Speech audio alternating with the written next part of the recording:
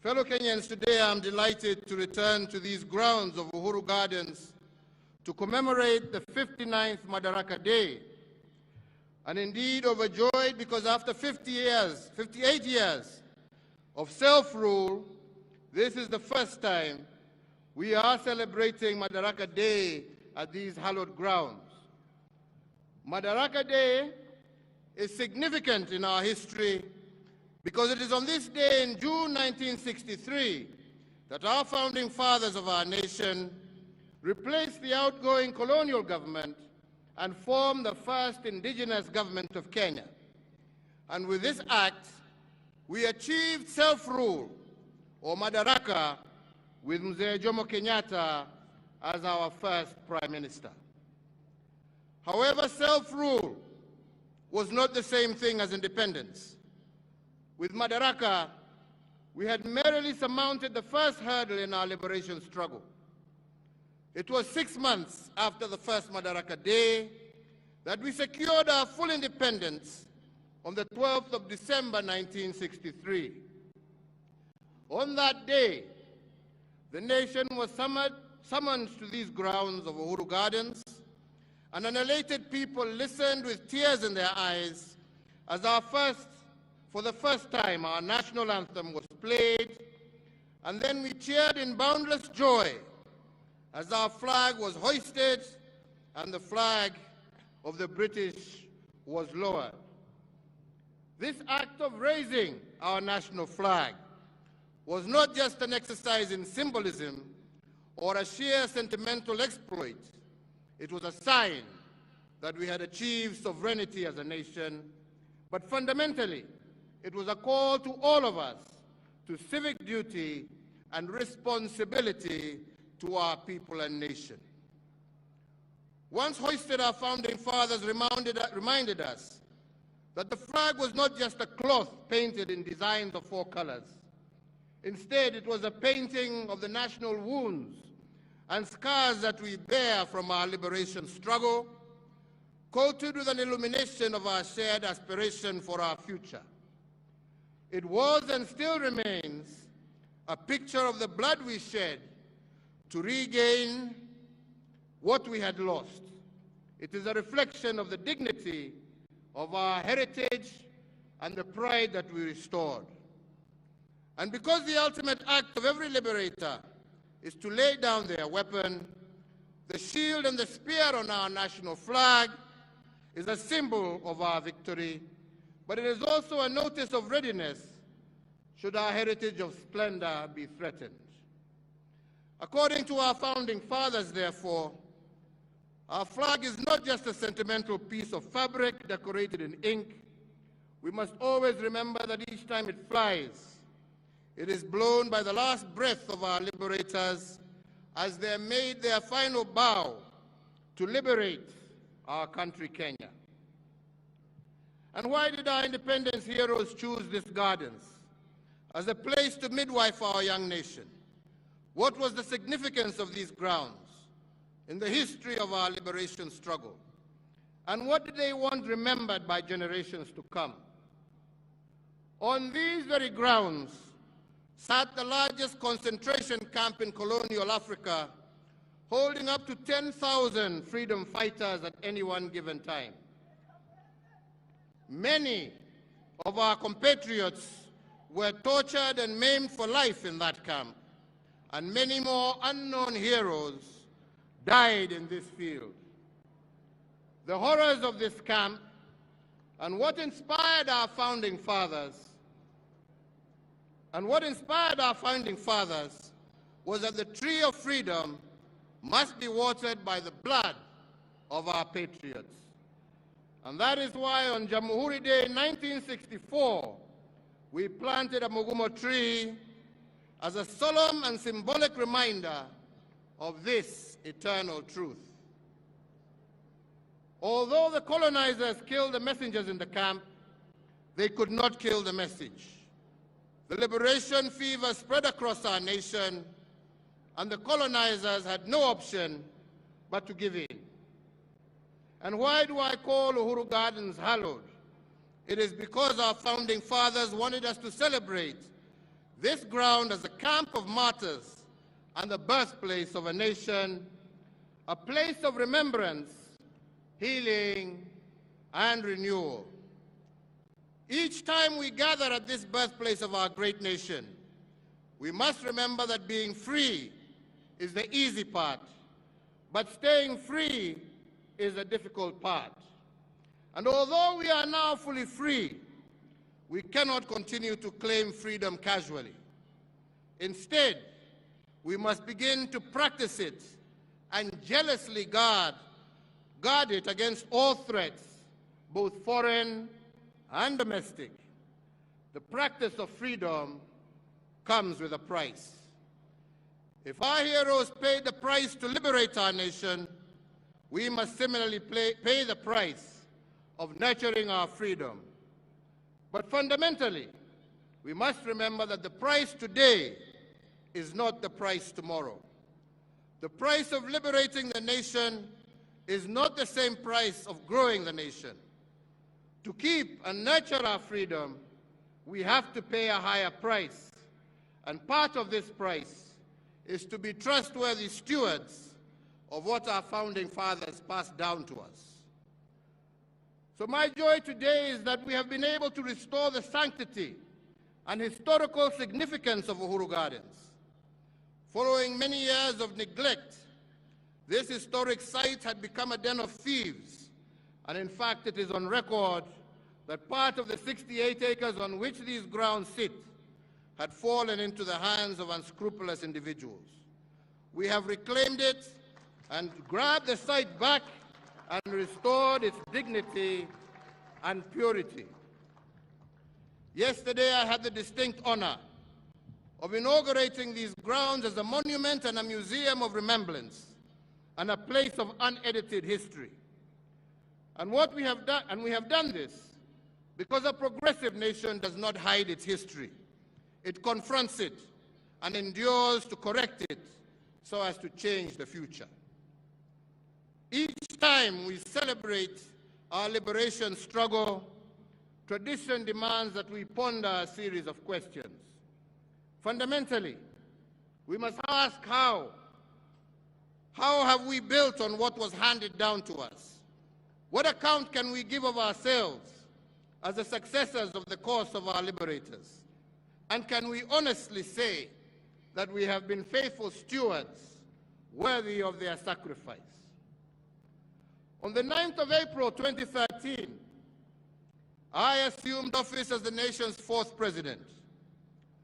Today, 9 years and 2 months later to the day, in discharge of the mandate you bestowed upon me, my administration has built on the gains secured by the previous 3 administrations and strengthened our social fabric, making Kenya safer and healthier, fairer and just, a nation where justice is truly our shield and defender, reinforced our educational and technical excellence, integrated devolution as a way of life, and successfully led the nation through the worst global health crisis in a century, while also expanding economic opportunities for Kenyans. As Kenyans, we often dwell on what and how without asking ourselves why. And so I answer, why have we invested so heavily in infrastructure? Why has my administration extensively equipped and retooled our defense and security agencies and expanded the benefits enjoyed by the staff therein? Why has the government driven digitization in the delivery of public services while also fostering grassroots location and access at the same time? Why has my tenure in office seen so much emphasis on transformative programs, reforms in healthcare, education, agriculture, energy, titling of land, housing and social protection, affirmative action, commerce and industry, and the ease of doing business? We have done all of this because they are interrelated aspects of our national life, that are tied together with a singular golden thread, areas of challenge that can become the engines that drive Kenya into a more just and prosperous future. Fellow Kenyans, national security and defense has been a priority area since 2013 because we cannot deliver on our national anthem's promise of plenty within our borders if these borders were porous and insecure. I therefore made security a top priority because I know that without a secure environment, no life can flourish and no enterprise can thrive. With the mandate that was given to me, we silenced the wave of terror attacks that had a stranglehold on our nation. And we achieved this by retooling our security organs and making them more capable to address the dynamic contemporary security challenges that Kenya faces. To all our security officers, because of your commitment to defend our nation and to squarely face new dangers, every citizen is able to participate in the social economic development of our nation. You have kept us free, you have preserved our way of life, and allowed us to enjoy the present as well as protect tomorrow, and we thank you for that service. In realizing equitable development through devolution, it was my distinct honor to be the president who received, fostered, and gave impetus to the devolved system of governance. Today, the results of our proactive and enthusiastic support are markedly visible from Makueni to Mandera, from Busia to Bungoma, from Mombasa to Meru, from Lamu to Laikipia, and from Turkana to Tharaka Nithi. We, with the mandate that you gave, have institutionalized devolution and forever changed the face of Kenya, buoyed by the 2.4 trillion Kenya shillings that we have transferred from the national government to the counties from 2013 to date. On the regional front, Kenya led the push to admit the Democratic Republic of Congo into the East African community. With this singular move, the East African Common Market grew by 90 million people, yielding a now expanded market of 300 million citizens and a consequent enhanced opportunities for our Kenyan enterprises. To exemplify this, I mentioned just one, Equity Bank, which is already breaking ground in DRC and is already the second largest bank in the Democratic Republic of the Congo. On the global stage, we remain a leader in the cooperative multilateral order, as evidenced by our membership of the United Nations Security Council that has provided us a voice on international peace and security matters that threaten our humanity. This position has cemented our international stature and enhanced opportunities for Kenyans in the diaspora and within the international civil service. In return, diaspora remittances have increased tenfold in the last decade, and they now stand at an all-time high of over Kenya shillings 400 billion in 2021, surpassing traditional exports and making Kenyan human capital our greatest export. With the same mandate, you challenge us to enhance the global competitiveness of our human resource. We did this because every epoch of our nation's history has placed a unique set of demands on the skills and competencies required of our people, which in turn has required us to reform and to recalibrate the content and architecture of our education system. At independence, our founding fathers embarked on a mission of course correction to transition from a colonial education system that prepared learners for servitude to one that gave them the tools to lead a newly independent nation. In 1985, we made yet another monumental shift by transitioning from the 7423 system into the 844 system. But with time, fellow Kenyans, the 844 curriculum became inconsistent with the aspirations of our growing nation, particularly because of its overloaded curriculum and its focus on rote learning and the passing of exams as the ultimate goal of the system. As we began re-engineering it, we had to return to the foundational philosophy of education, and that is, citizens never fail. It is systems that fail them. And if the systems are inconsistent with the aspirations of the people, then the systems must be changed. The challenge of the day calls us to imagine a system that creates responsible citizens as opposed to subjects, a system that celebrates creative potential of all our children as opposed to one that leaves them with labels of failure if they do not pass exams, a system that brings about freedom to be creative and innovative as individuals. This is the promise of the competency-based curriculum, and that is why in December of 2022, the pioneer CBC class, now in 6th grade, will transition to junior secondary, and we believe, and given the manifest success achieved in such a short period of time, there is no turning back with respect to competency-based curriculum.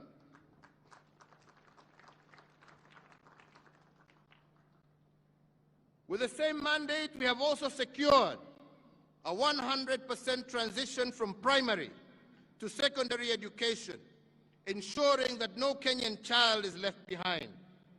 We have also achieved Africa's first one-to-one child-to-book ratio and restored the integrity of our national exams.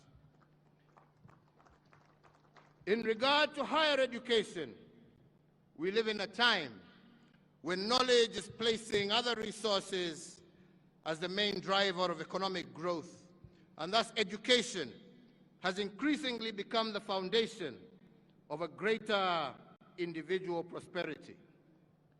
Our universities continue to incubate innovations and to prepare the next generation of leaders who are technically proficient and knowledgeable.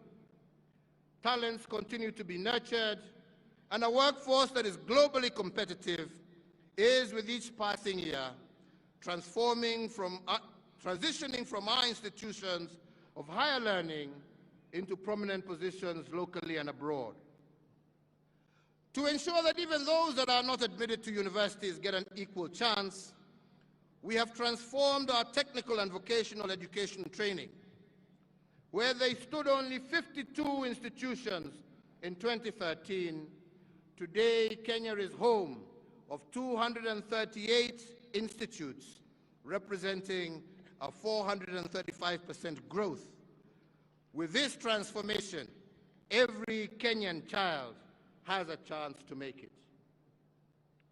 So, fellow Kenyans, in our effort to foster inclusivity, as well as gender parity, the one thing that I am truly proud of is how we have built women leadership and expanded their fields of participation in governance. For a long time, women affairs were relegated to the Department of Social Services, where they were grouped with children. In fact, the first woman to be appointed as a permanent secretary happened 24 years after independence. Margaret Githinji was appointed the permanent secretary for Commerce and Industry on MADARAKA Day of 1987.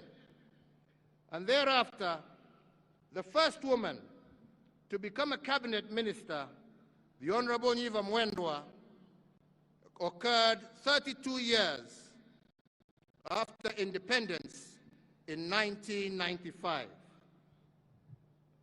Today, and thanks to the 2010 Constitution and my commitment to equality and inclusivity, I have had the pleasure of working with 11 women in my cabinet at different times and in different capacities.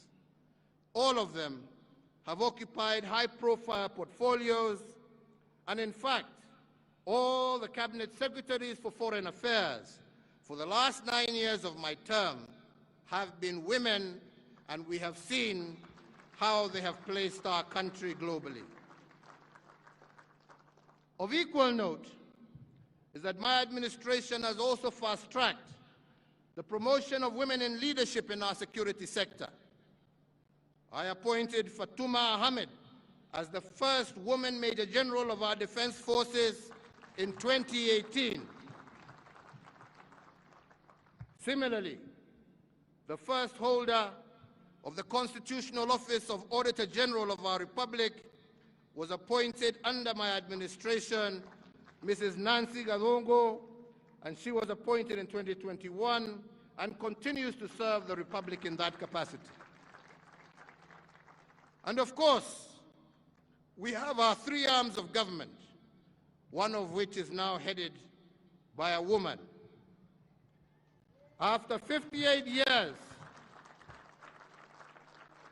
of our independence, in May of 2021, I had the profound honor of being the first President of the Republic to commence an address with a salutation, Madam Chief Justice, when the Honorable Lady Justice Martha Koome assumed office as the first woman Chief Justice. We are also proud of the fact that Kenya's judiciary boasts a female Deputy Chief Justice, a female Chief Registrar, and many female principal judges and presiding judges across our superior courts. Going further, in August of this year, if it is the wish of the Kenyan electorate, we have a chance of electing a woman and shattering the glass ceiling by assuming the second highest office in the Republic of Kenya. So, ladies and gentlemen, if our women were part of the liberation struggle, advancing their cause intentionally is a duty that belongs to all of us. We owe it to them, we owe it to ourselves, and we owe it to our country. And I am indeed proud to have been part of this push for women leadership in our republic.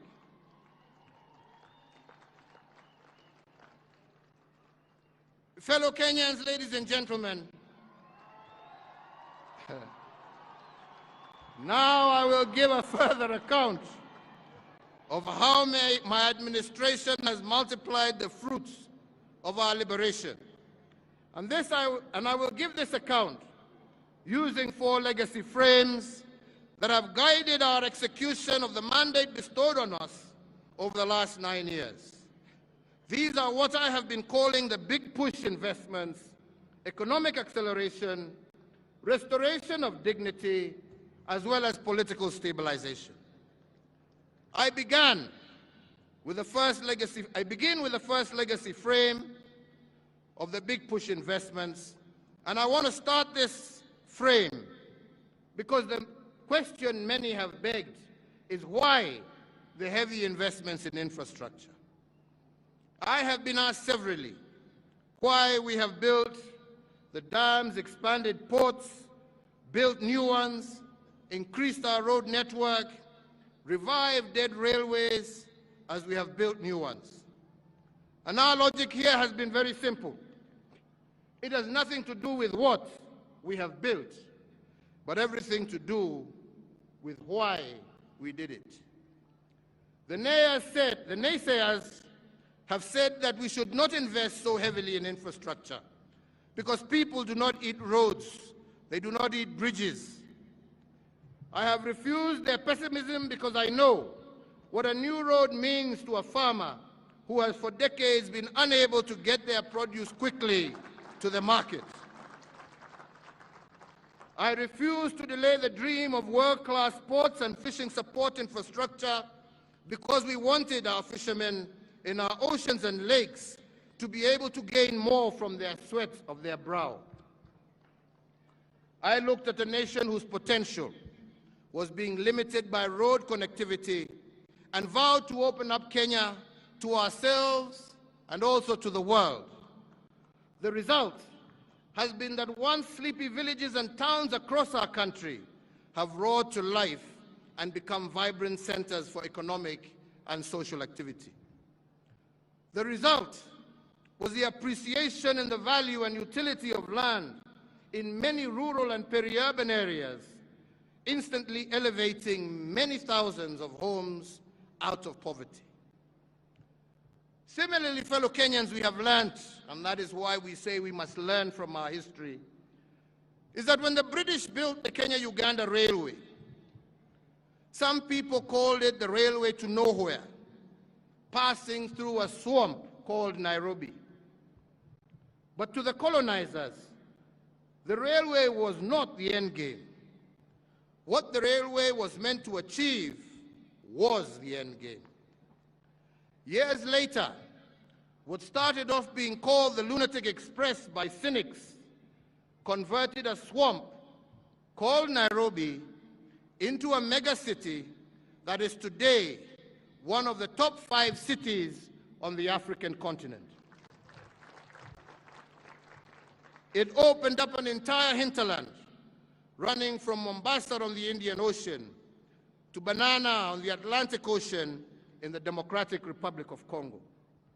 The railway had transformed the East African landscape, opening up new frontiers of trade, commerce, and urbanization.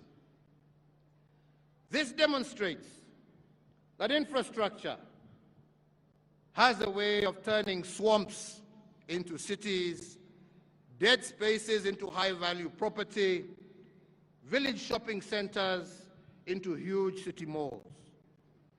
Without infrastructure, there is no way of finding new possibilities. And that is why we made it one of our big push investments. When my administration took over the helm of leadership, we knew we had only a maximum of 2 terms to accomplish a very ambitious agenda. And the challenge was that the bar set by my predecessor, the late President Mwai Kibaki, was a high one. To face this challenge, we had to first embrace what previous administrations had done and accelerate their achievements. That was part of the big push. Today, I am proud to record that if the third Kenyan administration built 2,000 kilometers of tarmac road, we accelerated this achievement by building over 11,000 kilometers, which is close to 6 times what they built. In fact, truth be said, we have built more roads in 9 years than what all previous administrations combined, including the British, built in 123 years. Wapende wasipende, hiyo ndio ukweli wa mambo.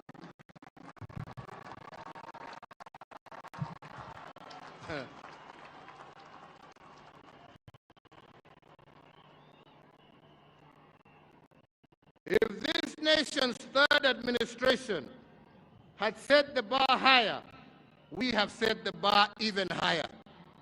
And the record is there for all to see. Across all 8 former provinces in each of the 47 counties, we have transformed our country 1 kilometer at a time. Our world-class infrastructure, from elevated expressways to floating bridges, have put Kenya on the global map. And as a result, we have distinguished ourselves as an investment destination of choice, a regional and continental hub, and a leader on the African continent. With the mandate you gave me, fellow Kenyans, we also transformed the way government services reach you.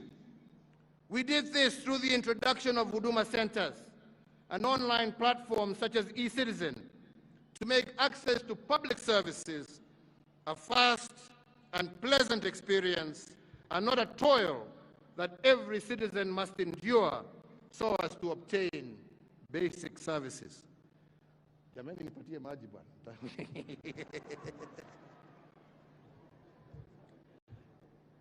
In 2013, in 2012, who would have believed that passport applications, birth certificates, marriages and business registration, driver's licenses, and so many others could be done online from anywhere in the world? My administration has also supported similar advancement in the independent arms of government, resulting in a situation where Kenyans now file and serve documents for their court cases online, and the era of the notorious missing court file has been firmly put behind us. It is in the life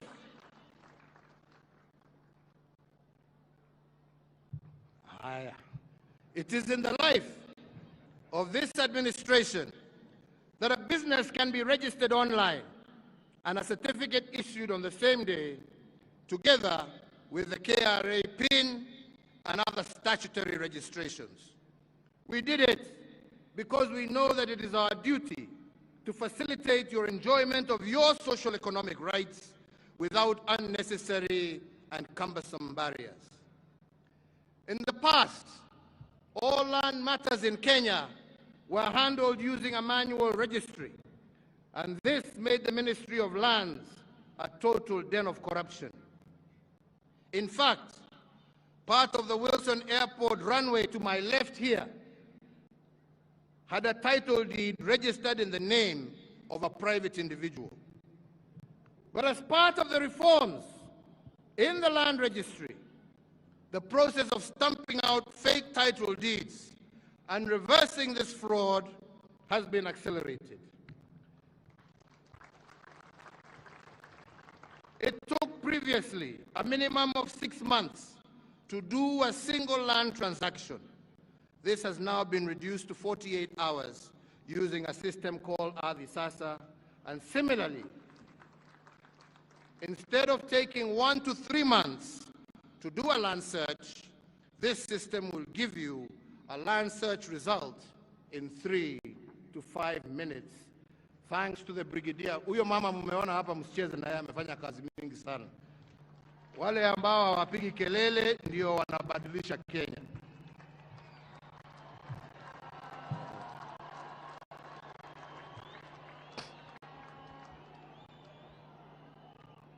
With the mandate you gave me, we have set a high bar for how and where government services should be provided.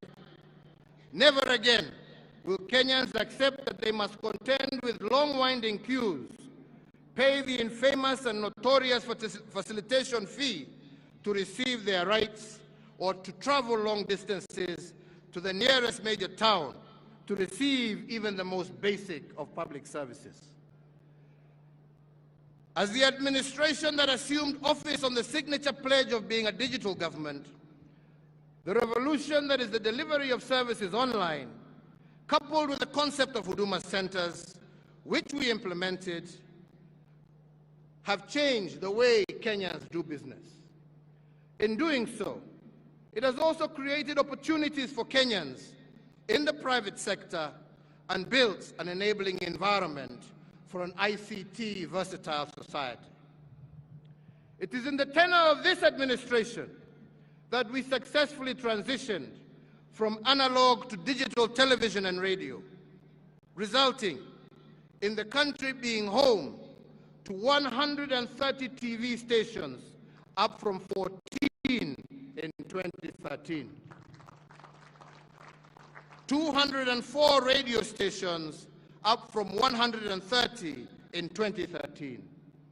These impressive figures do not lie, and this does not factor the massive expansion of the digital space that has seen many hundreds of thousands of Kenyans successfully monetize various digital communication avenues. Ndio unaona wengine wananitukana kila siku, ni sawa tu, waendelee. Ni haki yao. Besides jobs, through our expansion of the digital space, the government has enabled small and medium enterprises, regional, community, and church-based broadcasters throughout the country to create niche routes for direct engagement. The dividends of the investments in our undersea cable are also manifest. To fully seize the opportunities offered in this information age, our massive ICT investment has seen internet penetration in Kenya rise from 31.4% in 2013 to 93.9% in 2022, with cellular phone penetration increasing from 74.9% to over 131% in the last reported cycle.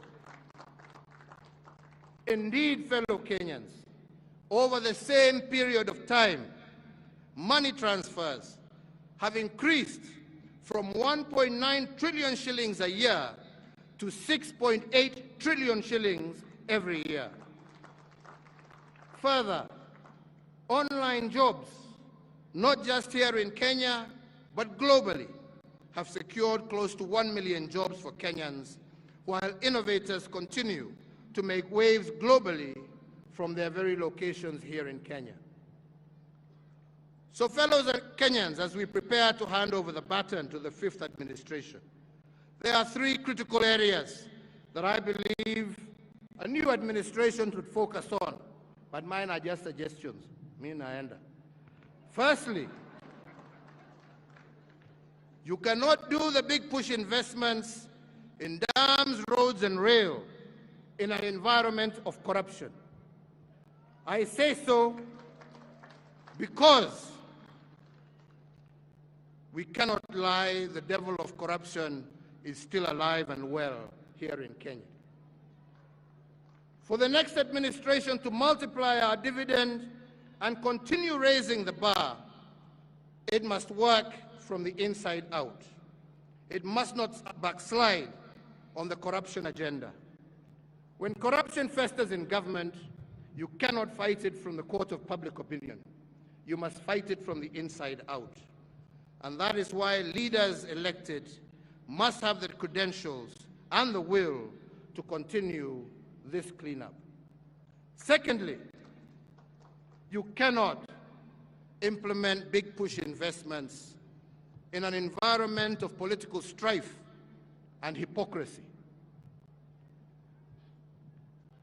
Many have doubted whether my government has achieved in the second term. But let me tell you, we have. And the record must reflect that this is true of all sectors. To name but one, during our first term, we built slightly over 3,000 kilometers of tarmac road. But the second term, we have completed close to 8,000 kilometers and over 6,600 kilometers of tarmac road are currently ongoing. And all of this, I strongly believe, has happened because of the political stability that we achieved because of the handshake.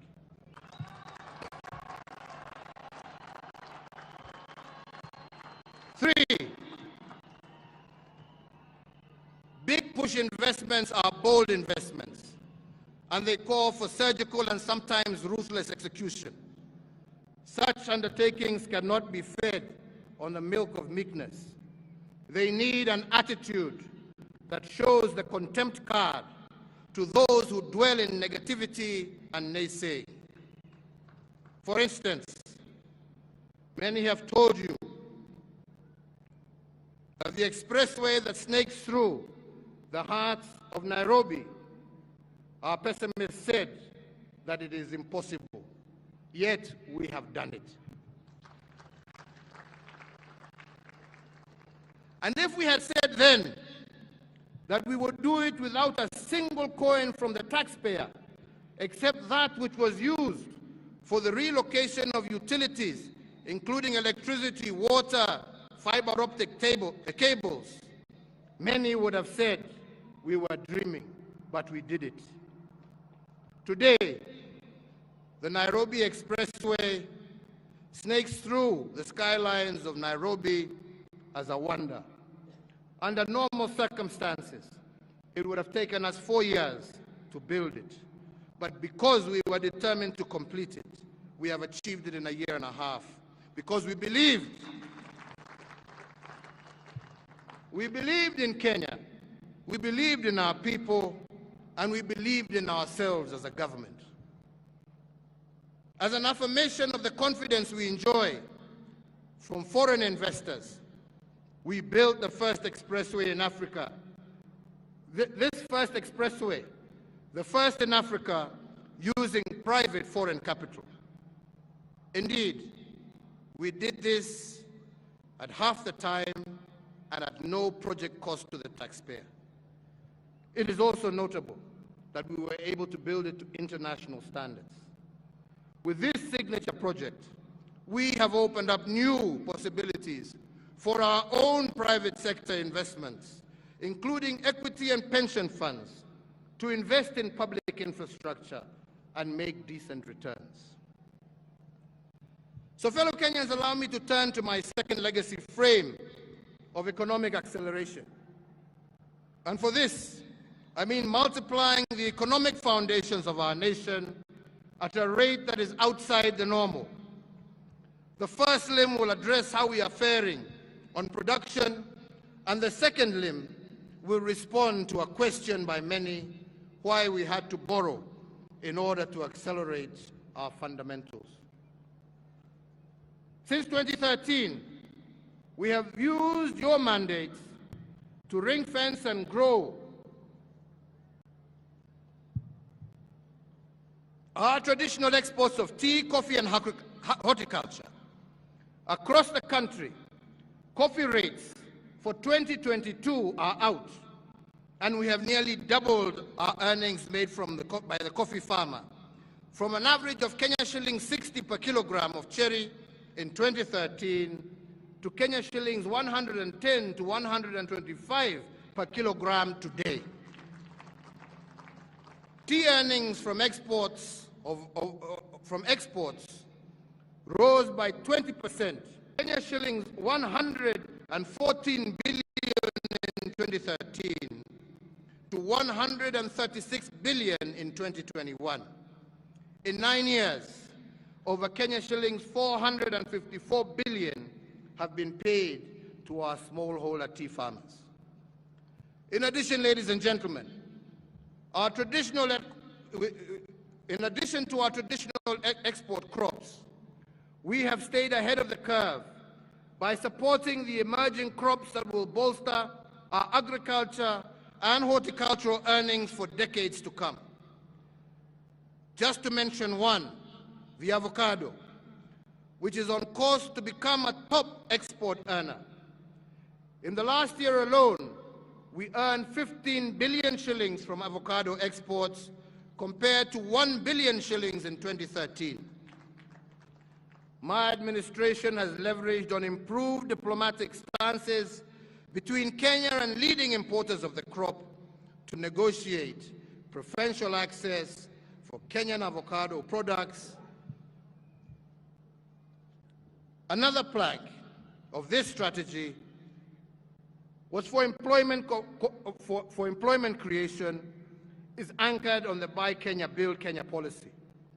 With this singular intervention, the supply of uniforms for our security organs, including footwear, have transformed our textile and leather industries and unleashed thousands of new jobs for our young people, in addition to the immeasurable pride in having the magical tag of Made in Kenya affixed to these items. To encourage leading motor vehicle brands to set up shop in Kenya and to restore our existing assembly lines, the procurement framework for motor vehicles by government and other security organs, we enhance preference to locally assembled vehicles.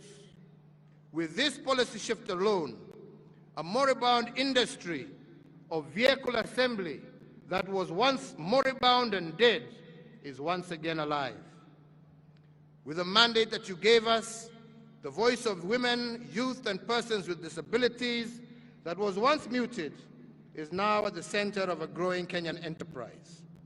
Through AGPO, a staggering 169.6 billion has been pushed through these historically marginalized groups. So fellow Kenyans, to address my second limb, why borrow? We must also first look at how other nations have prospered. It took England 200 years to industrialize, the United States of America 160 years, Japan 110 years, but China took only 35 years. And the four Asian tigers of Hong Kong, Taiwan, Singapore, and South Korea took 25 years to industrialize. And that is why their accelerated growth was called the Asian miracle. The secret to these miracles, ladies and gentlemen, was acceleration. They contracted their development timelines by implementing aggressive interventions and through policy choices that added their acceleration. In just one generation, they were at par with the Western world. The Afro-pessimists who are constantly out there bombarding us with nonsense will tell you that Kenya cannot replicate this miracle. But I want to assure you, they are wrong and we are right. Our accelerated path to economic growth has begun and must be maintained into the future. In just 9 years, we have moved from being the 12th largest economy on the African continent to the 6th largest economy, and we are still growing.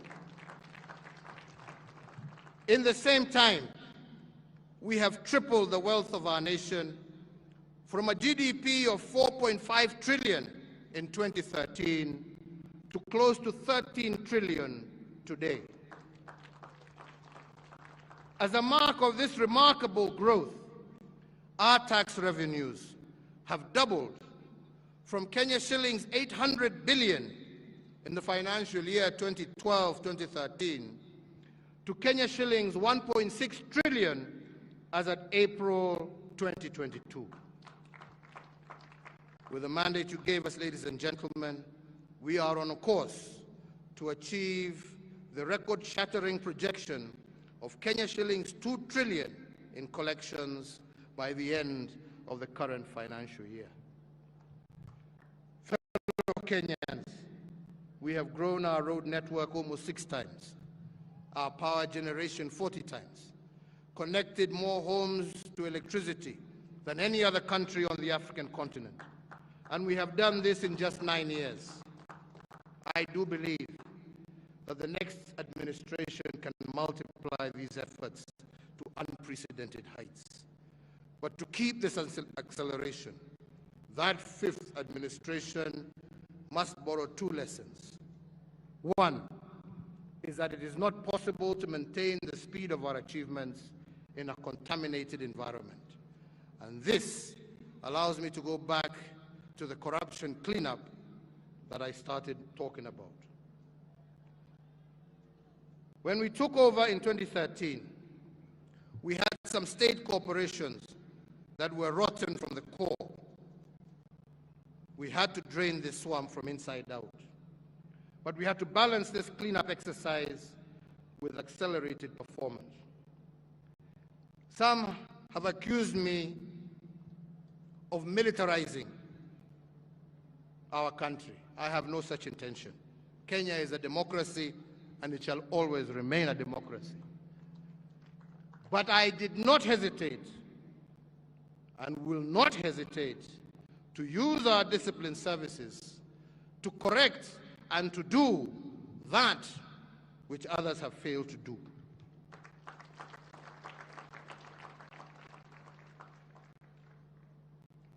We turn to our disciplined forces and we summon them to the cause of nation building.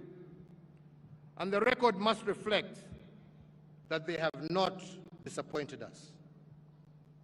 When we gave them the Kenya Meat Commission to manage, they turned it into a profit-making enterprise within a year. The other institution worth of mention is the Kenya Shipyard Limited. This institution had collapsed due to mismanagement and corruption. Then last year, we handed it over to the disciplined forces. Today, this corporation is poised to have the largest shipyard in sub-Saharan Africa. This, ladies and gentlemen, is evidence that in an environment that is not contaminated, things can be done. If we could build this park and the museum behind us using the disciplined forces in only 22 months, instead of the 10 years it would normally have taken, if we have begun restoring the glory of Nairobi using the Nairobi Metropolitan Services, I do believe it can be done. The second lesson that will keep our accelerated achievements afloat has to do with debt.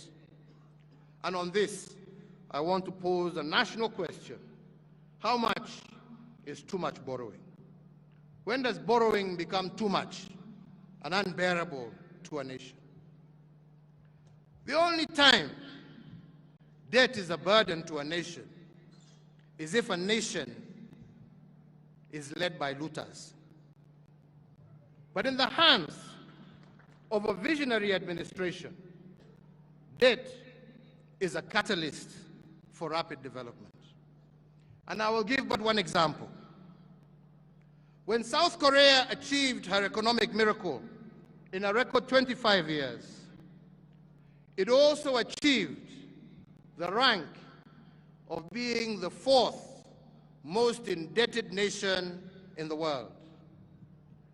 But the South Koreans did not call it debt. They called it using other people's money to advance their cause. What this means is that nations that have advanced have not necessarily used their own money, especially when they are not endowed with natural resources. They have borrowed from others to catch up and to become world economic leaders. And the national question, therefore, to us today is not whether debt is good or bad. The more legitimate question has to do with what the next administration will do with borrowed funds. Will they end up in the private pockets, or will they be used to accelerate economic advancement? On my part, I believe we have used other people's money to close our infrastructure gap, to connect our markets. For example, when a maize trader in Kitale previously would take 3 days from Kitale to the border with South Sudan, with what we have borrowed and the roads we have built, we have ensured that that man from Kitale can be at the border of South Sudan in just 5 hours, not 3 days. Similarly today, any trader can travel on a tarmac road to 4 out of 5 of our neighboring countries and do so in record time.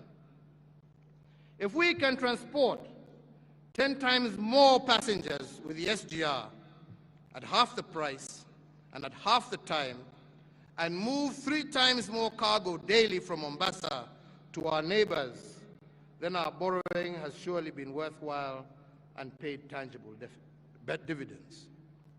So to maintain the tempo of increased and accelerated achievement, the next administration should not shy away from using other people's money. Debt in a cleaned-up government is an enabler, not a burden. With the mandate that you have given us, the people summoned us to secure sustainable development and to foster intergenerational equity, and we honor this solemn duty.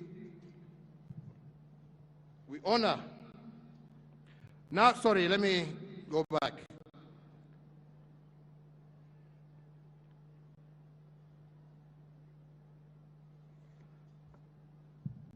So, fellow Kenyans, with the mandate that you've given us, we also move to secure sustainable development and to foster intergenerational equity. We honored this solemn duty by restoring our water towers, protecting our environment through pollution control. We have conserved wetlands and firmly established Kenya as a global leader in the area of sustainable development. Our conservation efforts have fortified our biodiversity, and as a result, we have recorded the lowest levels of poaching in our nation's history. On account of this robust ecosystem, we have registered the highest wildlife population for a majority of those species that were previously endangered. We did this so that every Kenyan can enjoy their right to a clean, healthy environment, and so that our heritage of splendor can be passed down from one generation to another unencumbered. We have planted 1.34 billion trees, moving our forest cover from 6.99% in 2013 to 8.83% in 2022, and our tree cover to 12.3%, well over the 10% envisioned in our Constitution, and 8 years ahead of the target date that was set of 2030. To halt the destruction of water towers, an elusive dream that has eluded every other administration, we contain the encroachment and legal extraction activities in the water tower resources of the Masai Mara Forest Complex. We have also banned the use of polythene bags and saved marine and terrestrial life. We have moved also with the beautification of our urban areas, especially here in Nairobi. And this initiative has led to the emergence of our nation as a leader in climate change action and established a thriving green economy. We have also moved in the water sector by building dams, including Thiba Dam, Yamo Dam in Samburu, and are on course to complete while starting others such as Thwake Dam, Mwache Dam at the coast, Karimeno Dam here in Kiambu, Sioi Murunye Road Dam in West Pokot, Bute Dam in Wajir, and Soin-Koru Dam in Nyanza. In total, we are currently implementing some 685 water and sanitation projects. And if we conclude these, which we hope will be concluded by the end of this year, at least 80% of Kenyan households will have access to water and 40% to sanitation. Today, we have 13 million Kenyans connected to clean water. Our irrigation has doubled from 374,000 acres to 664 acres currently. From independence, we had only produced 5 million title deeds. Today, we have added an additional 6 million title deeds, bringing our national aggregate to 11 million.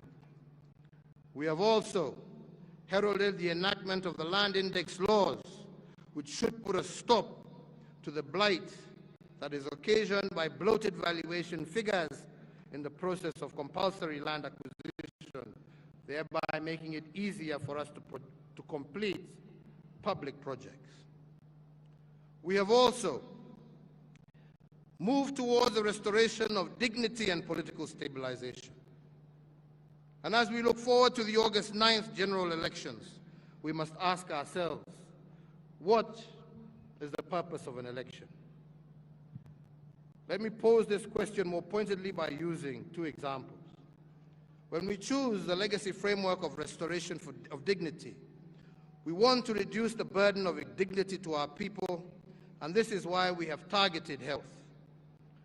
Universal health coverage, which is something that we are very keen and have been keen on, has seen a growth of more than 17.1 million Kenyans insured under NHIF compared to 4.4 million. These are the things that Kenyans want to see continue. We have constructed an additional 1,912 healthcare facilities in conjunction with county governments across all levels of healthcare. Today, we have a new level 6 hospital, the Kenyatta University Teaching and Referral Hospital, that supports all these other ones. In the same period, we have increased our ICU capacity from 108 to 651 ICU-ready beds. Similarly, our hospital bed capacity has gone up from 56,000 to 82,000. In Nairobi alone, we have built 29 new hospitals in our informal settlements, which has changed the way healthcare is administered in our informal settlements. And we have opened a new level 5 hospital in Korogosho, one of those informal settlements.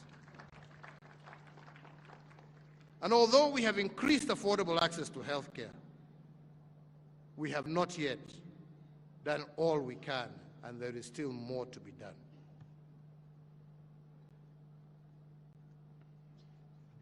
We need, hii sasa imekuwa ndefu.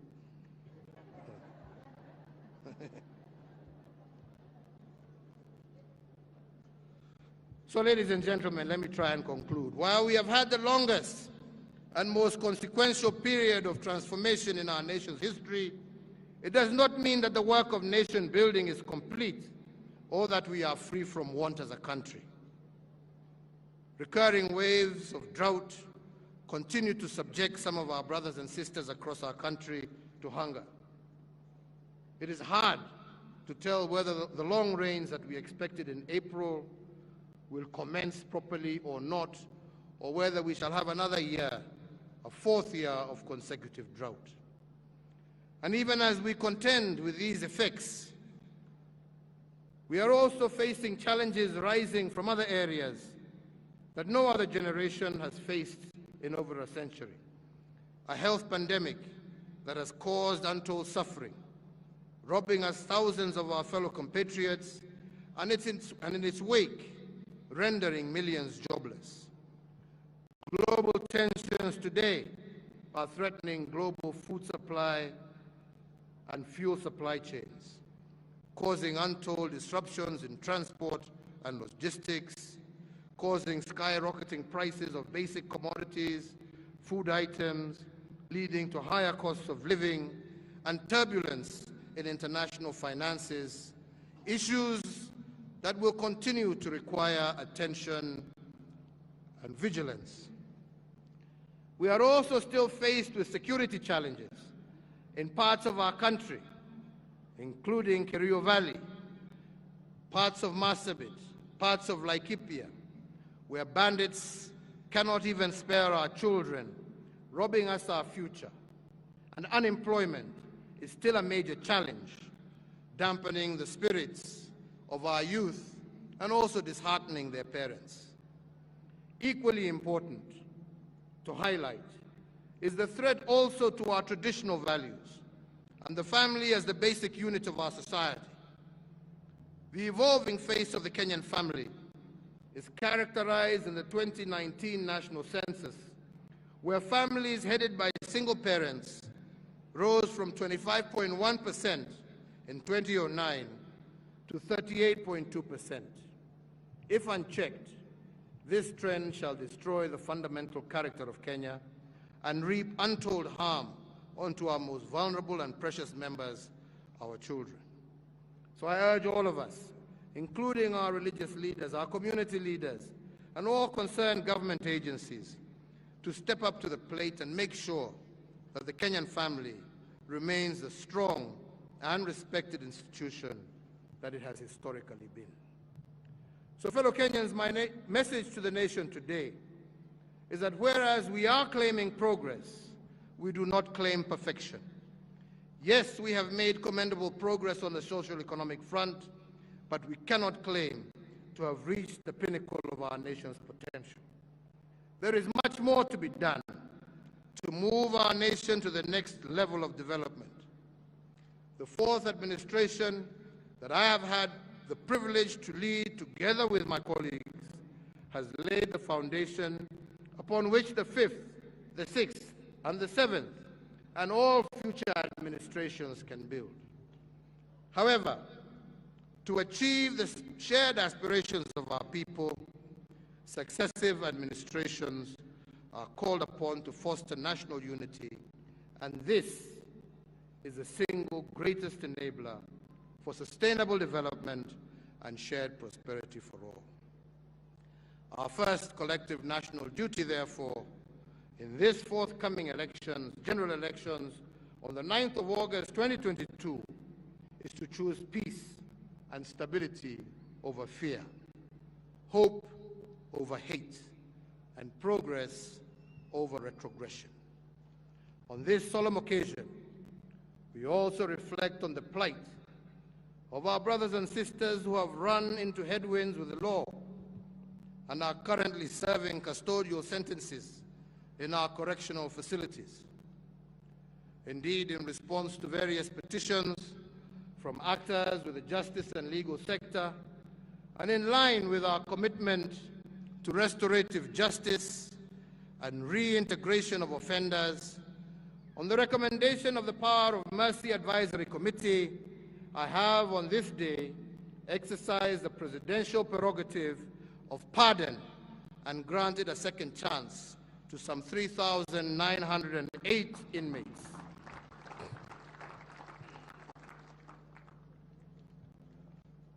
To those that have been pardoned, mine to you is that you should now be change makers in our society and restore faith and confidence in our criminal justice system. Reciprocate the generosity that has been shown by your motherland through this act of mercy with a high sense of civic duty and service to your country. Fellow Kenyans, ladies and gentlemen, kwa hayo mengi, with the eternal flame that we lit yesterday on the eve of Madaraka Day, and the first Madaraka Day held on these grounds, let us all commit ourselves to fanning the flames of freedom, democracy, prosperity, unity, integrity, and most importantly, peace, and our combined, collective, unceasing commitment to Project Kenya. May God bless you, and may God bless Kenya. Asanteni sana. Kwa heshima naomba sote tusimame kwa wimbo wa taifa.